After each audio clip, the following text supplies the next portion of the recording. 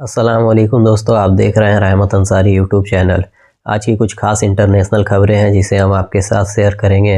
3-4 खबरें हैं जो काफ़ी अहम है, तो उम्मीद करते हैं कि आप इस वीडियो में बने रहेंगे। जिसमें पहली खबर पाकिस्तान से आ रही है। पाकिस्तान ने इजराइल और अमेरिका के बनाए अब्राहम अकॉर्ड में शामिल होने से पूरी तरह से इनकार कर दिया है। पाकिस्तान ने साफ कहा है कि फ़िलिस्तीनी मुद्दे को लेकर अभी पाकिस्तान का रुख बदला नहीं है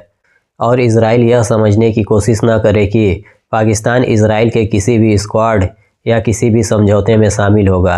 पाकिस्तान के विदेश प्रवक्ता ताहिर बदरी ने कहा है कि पाकिस्तान हमेशा से फ़िलिस्तीन के साथ था और हमेशा फ़िलिस्तीन के साथ रहेगा। वहीं पाकिस्तान की तरफ से इजराइल पर आए इस बोल्ड बयान के बाद दुनिया में जिस तरह से पाकिस्तान और इजराइल के संबंध में बात हो रहा था, जिसमें कई देशों की तरफ से यह कहा जा रहा था कि पाकिस्तान और इजराइल के अंदर ही अंदर संबंध है, लेकिन पाकिस्तान के विदेश प्रवक्ता ताहिर बदरी के इस बयान के बाद पाकिस्तान ने इजराइल के साथ सभी संबंधों के अटकलों को एक झटके में ख़त्म कर दिया है। कई देश यह समझ रहे थे कि अमेरिका द्वारा गजा में बोर्ड ऑफ पीस लाने के बाद जिस तरह से पाकिस्तान के प्रधानमंत्री शहबाज शरीफ अमेरिका के लाए इस बोर्ड ऑफ पीस में शामिल हुए हैं, जिस बोर्ड में शामिल होने का अमेरिकी राष्ट्रपति डोनाल्ड ट्रंप की तरफ से $1 अरब का फीस रखा गया था। इसके बावजूद पाकिस्तान के प्रधानमंत्री शहबाज शरीफ इस बोर्ड ऑफ पीस में शामिल हुए, जिससे जाहिर सी बात है कि पाकिस्तान ने $1 अरब पेड किए होंगे, जिसके बाद उसे भी बोर्ड ऑफ पीस में शामिल होने का मौका मिला। लेकिन कई देश ऐसे भी थे जिसे अमेरिका के बोर्ड ऑफ पीस में शामिल होने की न्योता मिलने के बावजूद वह देश इस बोर्ड ऑफ पीस के समझौते में शामिल नहीं हुए, जिसमें कई यूरोपीय देश भी शामिल है। और यह उम्मीद भी किया जा रहा था कि हो सकता है कि पाकिस्तान अमेरिकी राष्ट्रपति डोनाल्ड ट्रंप के तरफ से लाए गए इस बोर्ड ऑफ पीस में शामिल नहीं होगा। लेकिन जिस तरह से पाकिस्तान ने बोर्ड ऑफ पीस में शामिल होकर सभी को चौंका दिया है, उसके बाद यूरोपीय देश अमेरिका और इजराइल के तरफ से यह उम्मीद की जा रही थी कि पाकिस्तान अब अब्राहम अकॉर्ड में भी शामिल होगा। लेकिन पाकिस्तान के तरफ से अब्राहम अकॉर्ड को लेकर सख्त बयान के बाद अमेरिका, इजराइल और यूरोपीय देश को गहरा धक्का लगा है और उन्हें इस बात की उम्मीद नहीं थी कि पाकिस्तान अब्राहम अकॉर्ड को लेकर इतना सख्त होगा। लेकिन पाकिस्तान की तरफ से यह साफ कर दिया गया है कि वह इजराइल और अमेरिका के ऐसे किसी भी समझौते में शामिल नहीं होगा जिससे डायरेक्ट फ़िलिस्तीन पर कोई बुरा असर पड़े। और पाकिस्तान ने अमेरिका, इजराइल और यूरोप को यह भी साफ कर दिया है कि वह ऐसा कोई भी काम नहीं करेगा जो फ़िलिस्तीन के ख़िलाफ़ हो, और वह फ़िलिस्तीन के साथ पहले भी था और अब भी फ़िलिस्तीन के साथ ही खड़ा रहेगा। अमेरिका और इजराइल, ख़ास तौर से अमेरिका, पाकिस्तान के तरफ से इतने कड़े बयान का एक्सपेक्टेशन भी नहीं किया था, लेकिन पाकिस्तान ने इतना सख्त बयान देकर अमेरिका और इजराइल दोनों को चुप करा दिया है। वहीं दूसरी खबर बांग्लादेश से आ रही है। बांग्लादेश के चटगांव पोर्ट पर अमेरिका के कुछ अधिकारी देखे गए हैं, जिससे यह अंदाज़ा लगाया जा रहा है कि बांग्लादेश और अमेरिका के बीच कुछ नया पक रहा है। यह अमेरिका के defence technology security administration DTSA के सीनियर अधिकारी थे, जो अमेरिका के काफ़ी हाई प्रोफाइल अधिकारी माने जाते हैं। खास बात यह है कि बांग्लादेश ने इस बात की जानकारी किसी को नहीं दी थी कि बांग्लादेश में अमेरिका के उच्च अधिकारी आने वाले हैं। लेकिन अमेरिका के हाई प्रोफाइल सैन्य अधिकारियों को बांग्लादेश के चटगांव पोर्ट पर देखने के बाद पूरी दुनिया की निगाहें इस वक्त बांग्लादेश पर टिकी हुई है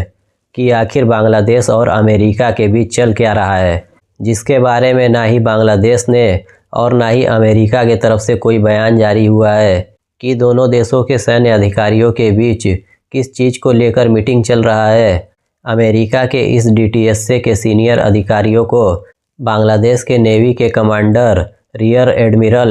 M मोइनुल के साथ भी इन अधिकारियों को देखा गया है, जिससे इस बात का अंदाज़ा लगाना आसान हो गया है कि पहले अमेरिकी अधिकारियों को बांग्लादेश के चटगांव पोर्ट पर देखना और उसके बाद बांग्लादेश के नेवल कमांडर M मोइनुल के साथ देखना इस बात की दलील है कि अमेरिका और बांग्लादेश अरब की खाड़ी में समुद्र में कुछ बड़ा करने वाले हैं और उनके बीच कुछ बड़े मिलिट्री एग्रीमेंट्स होने वाले हैं, जिसके बाद अब भारत के कान पूरी तरह से खड़े हो गए हैं, क्योंकि इस वक्त बांग्लादेश भारत के खिलाफ जंग की बड़ी तैयारी कर रहा है और वह अपने भारत से लगने वाले सभी बॉर्डर और समुद्री रास्तों को काफ़ी मजबूत कर रहा है, जिसमें इस वक्त बांग्लादेश लगातार तुर्की, पाकिस्तान और चीन से हथियारें खरीद रहा था। वहीं अब अमेरिकी सैन्य अधिकारियों के साथ बांग्लादेश के नेवल कमांडर को देखा जाना और अमेरिकी अधिकारियों का बांग्लादेश के चटगांव पोर्ट पर दिखना, यह कोई आम बात नहीं है। अब बांग्लादेश अमेरिका के साथ मिलकर भी कुछ बड़ा मिलिट्री डील करने वाला है, जिससे भारत को सीधा खतरा हो सकता है। बांग्लादेश में इस वक्त यूनुस सरकार आने के बाद बांग्लादेश लगातार अपने मिलिट्री पावर को इंक्रीज़ कर रहा है, जिससे इस वक्त भारत को पाकिस्तान, चीन के बाद बांग्लादेश से भी सतर्क रहने की ज़रूरत है, क्योंकि इस वक्त बांग्लादेश और भारत के रिश्ते भी काफ़ी ख़राब हाल में है और बांग्लादेश में इस वक्त लगातार भारत के खिलाफ विरोध प्रदर्शन भी हो रहा है, जिसमें बांग्लादेश के एक पॉलिटिकल स्टूडेंट हादी के मौत के बाद बांग्लादेश ने इसका इल्ज़ाम भारत पर लगाया था, जिसके बाद से ही दोनों देशों के रिश्ते काफ़ी ख़राब हो चुके हैं। वहीं इस वक्त ब्रिटिश प्राइम मिनिस्टर कीर स्टारमर चीन पहुंचे हुए हैं। आपको बता दें कि चीन और ब्रिटेन के रिश्ते हमेशा से ही नाजुक हालात में रहे हैं। वहीं 8 साल बाद इस वक्त के ब्रिटिश पीएम कीर स्टारमर चीन के दौरे पर पहुंचे हुए हैं। ब्रिटिश पीएम कीर स्टारमर का चीन की राजधानी बीजिंग में रेड कारपेट बिछाकर स्वागत किया गया है और चीन के फाइनेंशियल मिनिस्टर ब्रिटिश पीएम को एयरपोर्ट पर लेने पहुंचे थे, जिसके बाद पूरे चीन में ब्रिटेन के पीएम कीर स्टारमर का जोरदार स्वागत किया गया और उनके चीन आने की खुशी में चीन के कई बड़े स्ट्रीट पर ब्रिटेन और चीन का झंडा देखा गया। आपको बता दें कि इससे पहले 2018 में उस वक्त की तत्कालीन ब्रिटिश पीएम थेरेसा मे चीन गई थी, जिसके बाद अब पूरे 8 साल के बाद कोई ब्रिटिश पीएम चीन के दौरे पर गया है। वहीं चीन दौरे पर जाने से पहले ब्रिटिश पीएम ने मीडिया से बात करते हुए कहा था कि अमेरिका और चीन में से किसी एक को चुनने की ज़रूरत नहीं है। कीर स्टारमर ने कहा कि ब्रिटेन के रिश्ते अमेरिका से हमेशा से ही अच्छे रहे हैं, लेकिन इस वक्त हम चीन को भी नज़रअंदाज नहीं कर सकते हैं। ब्रिटिश पीएम कीर स्टारमर के इस बयान के बाद एक बात तो साफ हो गया है कि अगर अमेरिका के मुकाबले में कोई देश है तो वह चीन ही है, जो अमेरिका के बाद दूसरे ऑप्शन के तौर पर पूरी दुनिया में देखा जा रहा है। और इस वक्त सभी देश, खास तौर से यूरोपीय देश, अमेरिका के नीतियों से परेशान होकर चीन की तरफ अपना रुख करते हुए दिखाई दे रहे हैं, क्योंकि चीन इस वक्त दुनिया की अर्थव्यवस्था में अपना दूसरा स्थान बना चुका है और चीन बहुत जल्द ही अमेरिका को पीछे करके दुनिया की नंबर 1 अर्थव्यवस्था बनने जा रहा है। इस बात की जानकारी यूरोपीय देशों को अच्छी तरह से है, क्योंकि यूरोपीय देश जानते हैं कि क्योंकि दुनिया में इस वक्त हर 3 बड़ी चीज़ों के मैन्युफैक्चरिंग में चीन इस वक्त हर तीसरे चीज़ का मैन्युफैक्चरर है और वह इस वक्त दुनिया की 30% की मैन्युफैक्चरिंग हिस्सेदारी अपने पास रखता है, जो अकेले दम पर किसी देश के पास सबसे बड़ी मैन्युफैक्चरिंग पावर है। वहीं रेयर अर्थ के मामले में, जिस पर इस वक्त पूरी दुनिया की नज़र है और दुनिया के सबसे बड़ी टेक्नोलॉजी में रेयर अर्थ का जिस तरह से यूज़ हो रहा है और जिस तरह से इस वक्त पूरी दुनिया में रेयर अर्थ की रिक्वायरमेंट है, आपको बता दें कि रेयर अर्थ का 70% माइनिंग अकेले चीन खुद करता है और पूरी दुनिया में रेयर अर्थ का 90% रिफाइनिंग अकेले चीन करता है, जिससे पूरी दुनिया, ख़ास तौर से यूरोप और अमेरिका, जिन्हें इस वक्त अपने टेक्नोलॉजी में यूज़ करने के लिए रेयर अर्थ की सबसे ज़्यादा ज़रूरत है, वह भी चीन पर निर्भर हैं। अभी हाल ही में अमेरिका और चीन के रिश्ते बिगड़ने के बाद चीन ने कई देशों को रेयर अर्थ एक्सपोर्ट करने से मना कर दिया था, जिसमें भारत भी शामिल है, जिसके बाद कई देशों की कार, चिप और कई मेडिकल उपकरण बनाने की मैन्युफैक्चरिंग पूरी तरह से ठप पड़ गया था, जो रेयर अर्थ के बगैर मुमकिन ही नहीं है। अगर इस वक्त चीन रेयर अर्थ की सप्लाई को पूरी दुनिया में बंद कर दे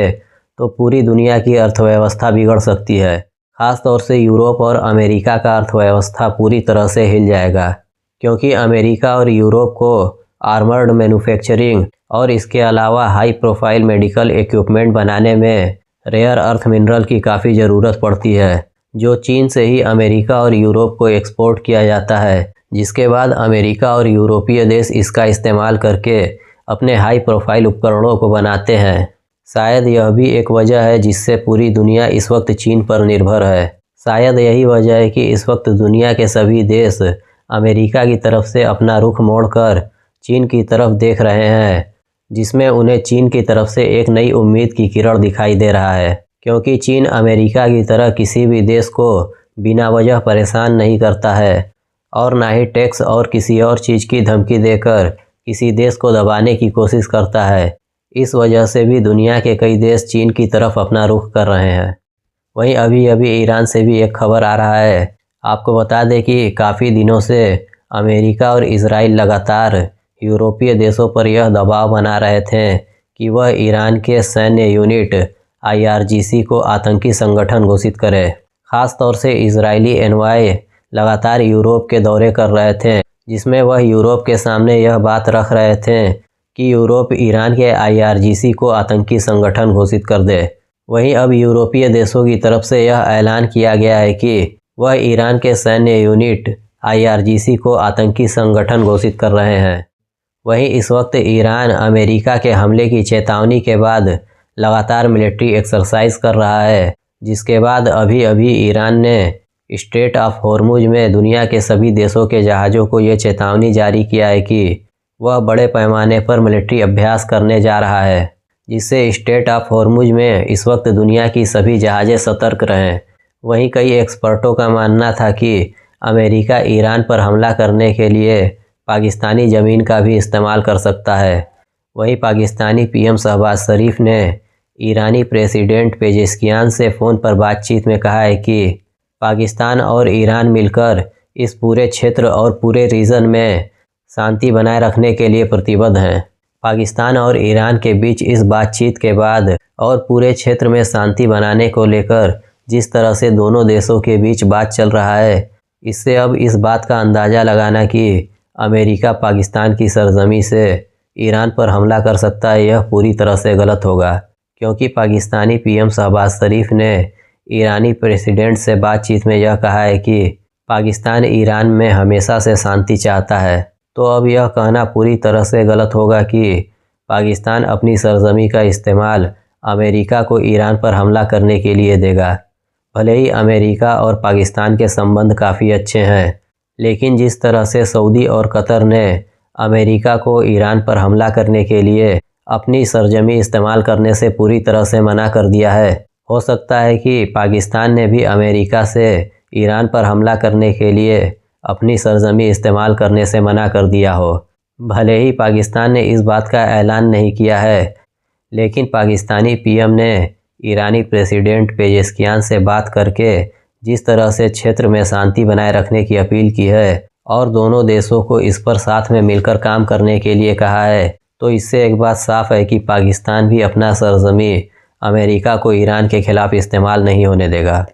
वहीं आपकी इन खबरों पर क्या राय है, अपनी राय कमेंट में ज़रूर दें।